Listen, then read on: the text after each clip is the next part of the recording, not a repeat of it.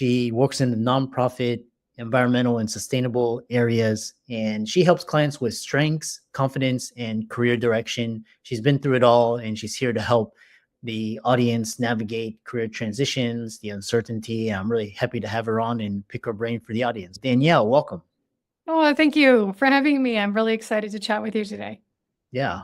Briefly introduce yourself, and we'll dive into the meaningful work that you're doing at your company. Great. My name is Danielle Droitsch, and I am a lawyer turned career and executive coach. So I basically, my mini stories that I hit a wall in terms of being happy in my career and try to figure out what would come next. And the journey I went on and what I learned, and both the things that helped me get clarity, but also what surprised me, is what I work with professionals on today. I'm really excited to share my best secrets for how to navigate a career pivot or a transition, or just this idea of building your next chapter. Mm-hmm. Yeah. And one thing that a lot of my clients or people in the audience struggling with, a lot of them are mid-career doctors, dentists. They follow this established, but these days, more and more people are turning to gigs and multiple incomes and investments and entrepreneurs. How can people figure out how they work, how to love work, what they're meant to do if they don't fit into these kind of cookie cutter professions? Yes, it's such a good question, because I took that same journey of I was in a cookie cutter sort of full-time equivalent role, and then found myself with a lot of ideas. And the ideas were every single possible idea that one could have. And it was a very messy process. So I'd love to help people not repeat what I did. But what I like to start with talking about is the basics, because when we start to think about the next chapter, whatever it looks like, entrepreneurial or not, we look outside ourselves. We go onto LinkedIn, we see what other people are doing, or we look at job descriptions, or maybe we get excited about some business we could buy, which is fine. Those are all good things to do, but the real secret sauce of figuring out what's your purpose and your path to fulfillment is actually inside of you. And I know that sounds very woo, but it's true. It's really about this idea of really figuring out your strengths profile, like where are you strong? What are your values, and what are your interests? And in fact, those are the three things that I talk about all the time with my clients, is those three things: your strengths, your values, and your interests. And you notice I didn't say passion. Passion matters, but passion isn't one of the three things that we know and we understand to actually help you figure out work you love. So you can be passionate about something and also have it be your job. But sometimes people look at passion as a prerequisite. And in fact, I worked for, and I still do to an extent, in the climate space. For me, working on climate change is crucially important. It's a passion. But that particular passion didn't necessarily equal fulfillment for me. So if you're thinking about what comes next, start with a bit of an inward process, understanding where you're strong, your strength profile, if you will, your values, and then your interests. And those three questions can really unlock a little bit of the pathway. It doesn't define it all. You still will have a lot of ideas, but that's a foundation from where you begin. Yeah. A lot of what's interesting is kind of, I think millennials are positioned, and I think Gen Xers were the first generation that kind of had to really shift to this new concept of work. And like millennials have it a little bit easier. Gen Z and Gen Alpha, they have the world at their fingertips. What is about the current situation that the workforce is so unhappy? What is all the big resignation all about? Yeah, so we're still going through all of these machinations, because we had the Great Resignation, but now that's over. But this story of what's happened to work really goes back before. It's gone, like, we're talking about 20 or 30 years where we had our grandparent or parents or grandparents. For them, it was you go to work, you get a job, you get a good job, you get a good pay, you get a house, you have kids. And that's really what they cared about, really. And we have that information from the polls. It's really what mattered. And the workplace is still organized around those same principles. And this is the thing, people have changed, but the workplace really hasn't changed. And so now you have all these people saying, I don't really want to go 9 to 5. I don't really want to be handcuffed to my job anymore. But the workplace is still run by people and led by people who live that sort of model of 9 to 5, go to work. And so that's why we have this. It's a bit of a revolt that's going on. But what's happened is that what matters to people has changed. So before it did matter, have a good job, 9 to 5, be able to have enough money to buy a house. That's not the priority. That's not the priority anymore. The priority now is you really want to love your job. You need to feel fulfilled. And that is way higher than it ever was before. Our parents and grandparents, it actually didn't matter to them as much as it matters to people like me and maybe you and the people that you're listening right now. So this idea of fulfillment is people are looking for jobs where they feel engaged. And that's the key word, is engagement. If you feel engaged in your job, then you lose time. You're super interested. You are like, a whole day could go by and you're like, wow, that was great. That's what engagement looks like. So you don't need to feel happy necessarily, but you need to feel challenged. And so that new recipe for the workforce is what millennials, Gen Y, or Gen X, I'm Gen X, what we're looking for. But the workplace isn't really delivering that. Some workplaces are, they really do care about that engagement, but a lot of workplaces really haven't caught up. And so what does engagement look like? I'm going to go back to strengths as one of them. There's 8 to 12 measures of engagement. I'm not going to go through them all right now, but a couple of them are, you have a chance to use your strengths every single day. That's someone that you feel that idea of purpose, that you feel that idea of creating impact, that you have a close friend or someone at work that you can connect with. Those are 3 examples of engagement. It's not necessarily that you're passionate about the mission of where you work. It's not necessarily that you make a lot of money, although we all love to make a lot of money. It's not so much about the engagement. So what we want to do is we want to figure out, what does engagement look like for you? And for me, as an example, engagement for me is connection with people. It's feeling that I'm creating a positive impact in someone's life. I like to have close relationships at work. I am a solopreneur, so I don't go to an office, but I connect with my clients and with others, and that's where I get my engagement level. And I'm also making good money. But that flexibility is really important to me as well. Like, I don't want to have a day where it's get up, go to work. I used to commute into Washington, D.C. every day, and that was really painful. And now I have a flexible life. I went skiing recently, for example, just during the workday because I wanted to. So what we want to do is try to figure out, what does engagement look like for us? And it's probably not necessarily 9 to 5, or it may not be. Another element of engagement is someone cares about my growth. Someone is interested in my growth potential. Now, for those of us who are solopreneurs or we're entrepreneurs, then it's not necessarily that someone above us is giving us that, but then we want to grow. Everybody needs to learn how to grow, how to constantly be challenging ourselves. So that's the idea of like building strengths. So there's a lot of different pieces, but what we want to do is take that step back and get to know who we are as people before we start to go and ask other people, because we can fall into traps. Oh, John over there, he built this business. That looks great. And then you get into it and you're like, that's not what I expected, because that's not really who you are as a person. So you really want to know, what are those things that make you tick, and what gets you really engaged and excited? What do you want to learn? How do you want to challenge yourself?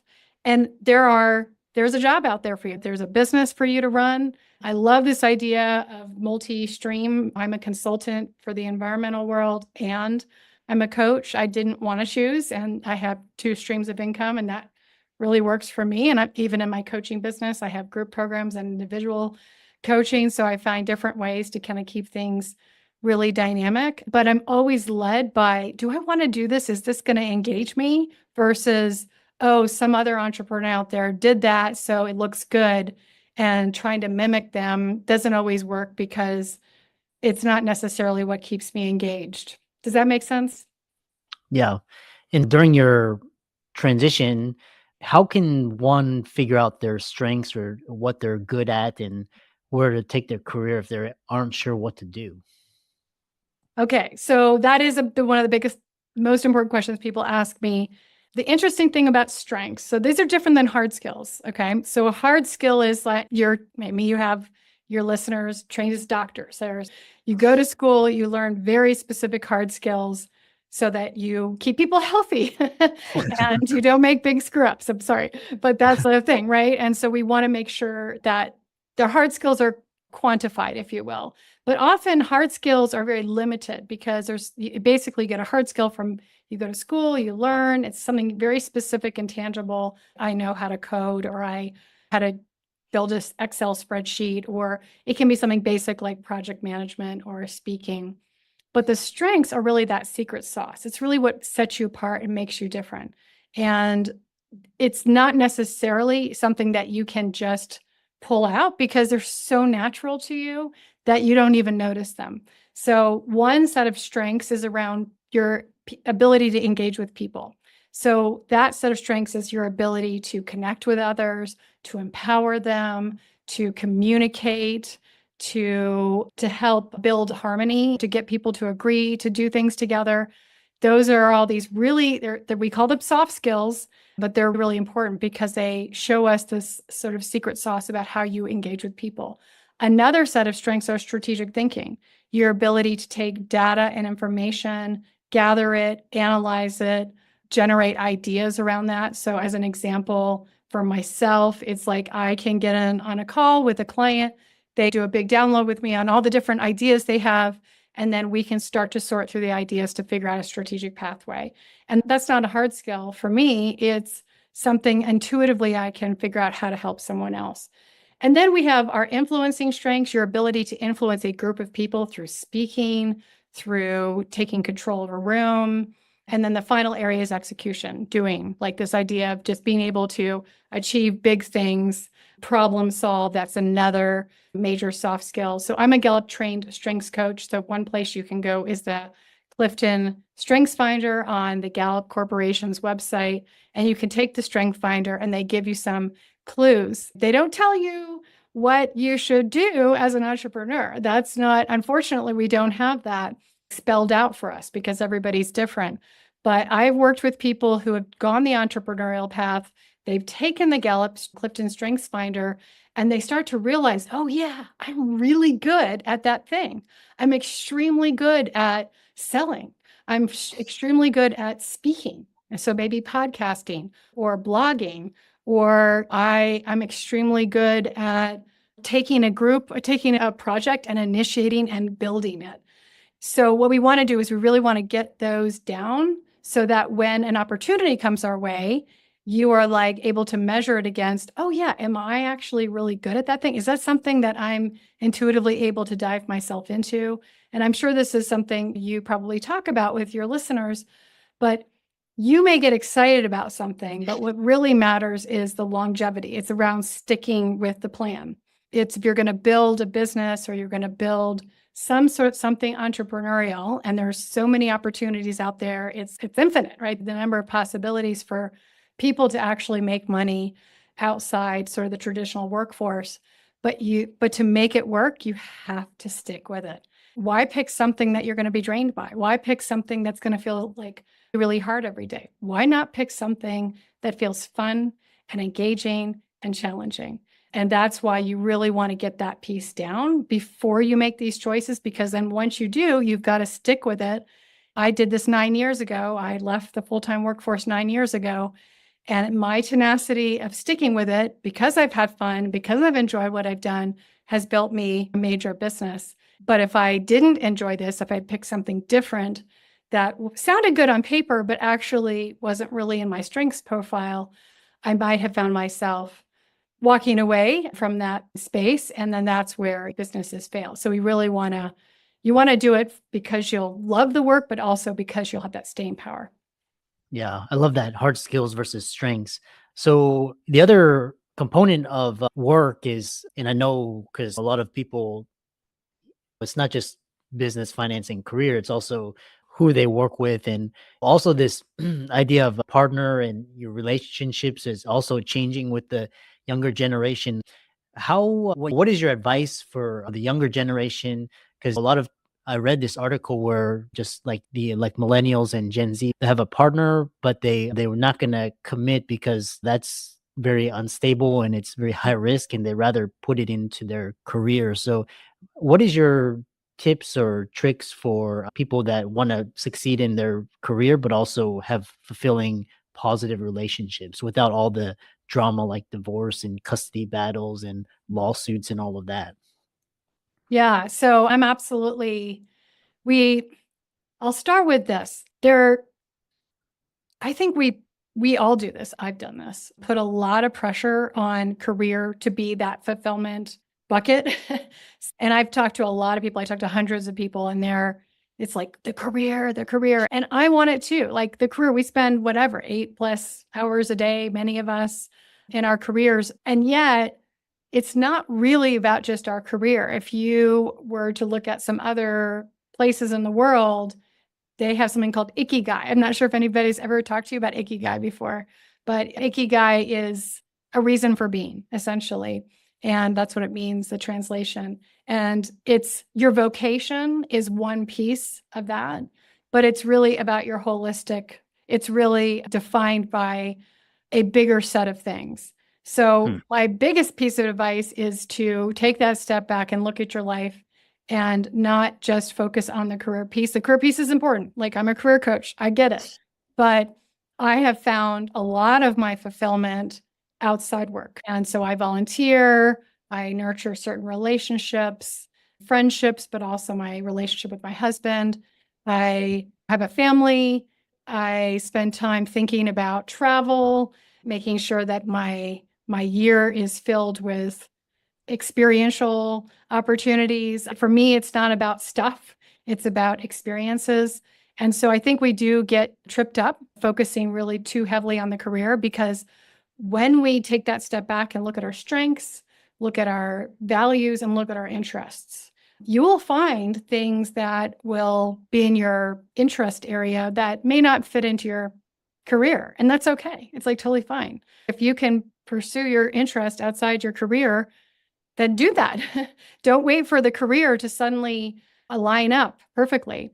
Same goes for values. You can live your values without necessarily making sure you work for the perfect company that has all the values you do. So I think that what I have seen is just this pressure that younger generations have placed on the career. And I ask people to step back from that. Not that we all have to make money, but to look more holistically, because that fulfillment that you asked me about, the fulfillment doesn't come from whether you have a great job or not. The fulfillment comes from how you design your life. And sometimes your job will be great and it will be fulfilling, or aspects of it will be, but other times it may be the job is meeting an economic need, but then outside work, you can actually build that fulfillment piece. So that's where I usually begin with people, because of the pressure we place on the career. But for those who really want to make the career piece extremely important, like in terms of fulfilling, then the next thing I suggest is taking risks. It's just, it can be very safe to be in a nine to five job. And I help people get 9 to 5 jobs all the time. But when we talk about making a change, any change, even if you're staying in your current job, even if you're staying, but you want to make it more fulfilling, there still is risk, because you're stepping outside of some sort of comfort zone. So there is risk assigned with creating fulfillment in your life. And that means you need to try different things. You need to sometimes fall flat on your face and you fail. Sometimes you need to, have a conversation with someone and you'll learn that what you're dreamed about really isn't the dream, or you have to spend some money doing something that feels like, wow, maybe I have to invest in my business, or I have to make some sort of commitment. And those risks aren't always going to pay off. I can tell you many different times I've spent money on something like a course or something, and I'm like, oh, that was not a great use of my money. And yet my decision to unplug from the daily commute to Washington, D.C., the 8 hours that I went there, the slog of trying to meet my performance reviews, all those things was completely, it was worth every single moment of fear and risk that I went through, because now I have a life I can look back on and I can say, I have two businesses, I have, flexibility, I have freedom, and I've built it around me. It's not really built on some other person's trajectory. Like, I had to design it based on my natural strengths and my values and my interests. And it's changing all the time. I'm constantly making tweaks and changes to my journey, but I think it's worth it because now I won't ever look back and regret that I didn't try. Mm. Realize your listeners, maybe what you don't want to ever do is look back on your life and say, wow, I wish I had done that thing. I know that there's risk. Sometimes pulling the plug on a job is hard. I will share this, though, that I built my entire business as a side hustle. So for 18 months, I was more than that because I actually trained to become a coach. So I probably spent 2.5 years building everything I needed to do so that when I pulled the plug, I had already built some level of income. So I'm pretty risk averse. I'm not going to just up and leave, but I created the extra space and time. And my daughter was 3 years old. And it was really a very intense time as a parent, but I was so committed to a different path. I knew that there had to have been a better way for my career, and I found it. And I know everyone listening to this call can as well, but it does take a little bit of risk taking to go forward. Yeah, you mentioned a lot of regret, and also I think Jeff Bezos, he talked about from that regret minimization framework. And Nice. yeah, and what was interesting is you mentioned lifestyle design, and when people aren't equipped with these skills, and part of lifestyle design is taking risk. And so what is your advice? Because you said take risk. Someone who is risk averse, like a doctor, they're not going to take risks. So, but at this point, like they hate their careers. How Mhm. can people foster risk taking if they're risk averse? So I've just finished this whole this whole entire deep dive into how our brains work. And so it's very interesting to me because a lot of what we do every day is run by our brain, right? We have like neural pathways in our brain and doctors would totally get this because they understand. It's not necessarily we do things because we choose to do them. We do them because our brain told us this was the pathway that you did.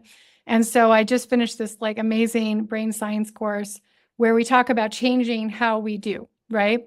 Yeah. And so if you think about the neural pathway as like something that's well rutted in your brain, like it's like a really deep groove, then you're not going to just suddenly up and change what you do every day. It's just not how the brain works.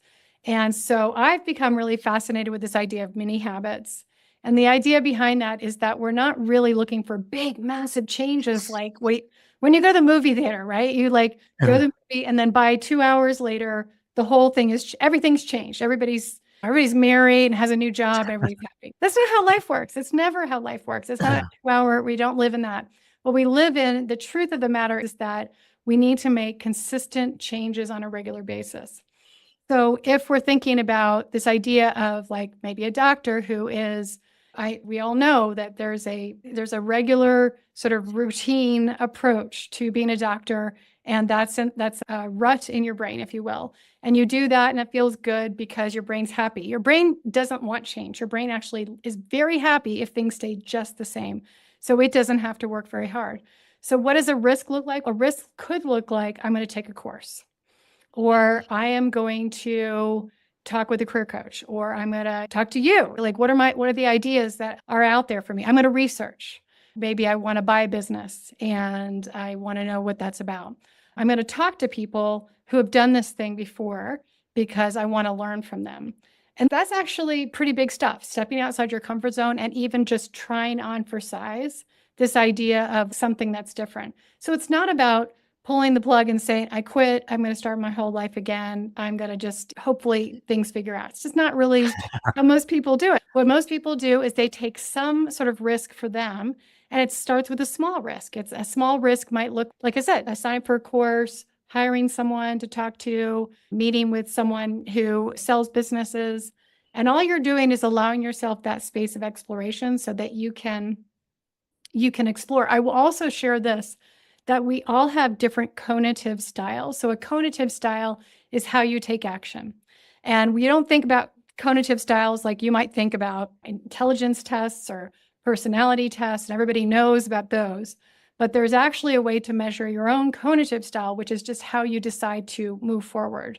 And so some people require a lot more information than others. Some people are quick starts and they're happy to have they're okay with higher levels of risk and they jump in. Usually entrepreneurs are in that quick start category. But if you have a conative style, which is more in the fact finder space, then you need lots of information and data. And I'm sure lots of doctors have that because that's how they got into the profession. So what you really want is to know, what data do I actually need in order to feel satisfied? Because if you in the never-ending loop of data gathering, then you're not actually doing anything other than just gathering data. But if you're doing it because you want to decide, maybe I'll buy a business, as an example, I need to figure out how to do that while I'm still a doctor because I don't want to pull the plug just yet. I want to build an income stream. Then you gather just enough data to say, do I have enough data to make a decision? Yes or no? And we have to be aware of our conative styles because the fact finders will spend endless time in the loop of fact finding and never take action. We don't want that. The quick start sometimes dive in a little bit too quickly and then they fail fast. So we want to manage like those who are a quick start. So it's not really, there's not a right way. It's just knowing your own style and knowing that the way you take action, as in you make decisions, may differ from person to person. It doesn't make you better or worse. It just means you need to know your own style, because ultimately, going back to this sort of regret issue, I'll tell you this, when I was in my job, I thought about it for about 3, 4, 5 years. I remember it very vividly because I kept researching different things. And I got to a point where I was like, wow, I have been like thinking about this for many years. I'm not doing anything. All I've been doing is a little bit of research on the side. And I regretted that I'd spent that much time doing nothing. And so I had to make a choice. Are you going to keep researching this? Or are you going to actually do something about it? And what came across my plate was a course, and it was a coaching course. And I instinctively signed up, not even knowing whether or not I wanted to be a coach. All I knew was that it sounded interesting, so I went ahead and did it. And it wasn't until I finished the course that I was like, oh, this is really interesting. So it wasn't like I had decided to be a coach. It was, this is interesting to me. I would probably learn something. And then I signed up. And that's low stakes, right? Signing up for a course is not a high stakes thing. The high stakes thing was when I, at the end of the course, was told, now you can launch a business. And that's when I was like, ooh, that's a whole different thing. But I went ahead and did it. I had a small business as a side hustle and then grew it. But what I'm trying to say is that you do want to be aware of what can you do that's small enough to actually move you forward. So you build a new neural pathway in your brain that says, you know what? The world is not going to fall apart if I sign up for a course or I buy a book about business or I set up a call with Dr. Lou or whatever. That's low stakes. And then being aware of whether you're in that endless loop of fact finding. You don't want to be there. You want to say, what action can I take, even if it's a lower stakes risk, so that I can move to that next level and ultimately, actually change the pivot and the trajectory of your career. Yeah, I love that. Yeah, because a lot of doctors, they're like, yeah, I need more information. And they just basically, it's another form of procrastination, the perfectionism. But ultimately, you need to pull the trigger. I really enjoyed this conversation. I think a lot of the audience would love to connect with you and learn more from you. And so how can they do that? Okay, so I'm on LinkedIn. So if you go to the show notes, I have a very difficult last name. So just go to the show notes and you'll see how to connect with me there. I do have a free training, and the training is Make Your Next Right Career Move, a blueprint for high achieving professionals. The link should be in the show notes. And basically, it's a 15-minute training on what does it look like for you. And even if you're thinking about the entrepreneurial route, it still applies. It's really what is the process for actually making that pivot. And so take a look at that. And if you want to connect with me on LinkedIn, but ultimately I want to leave people with a note. Don't find yourself regretting what you didn't do. Take that action, whatever it looks like for you, so that you can have the career you dream of, because everybody deserves that. Yeah, times are changing and it's up to us to move forward and reinvent, make ourselves relevant. And thanks so much and keep up the great work.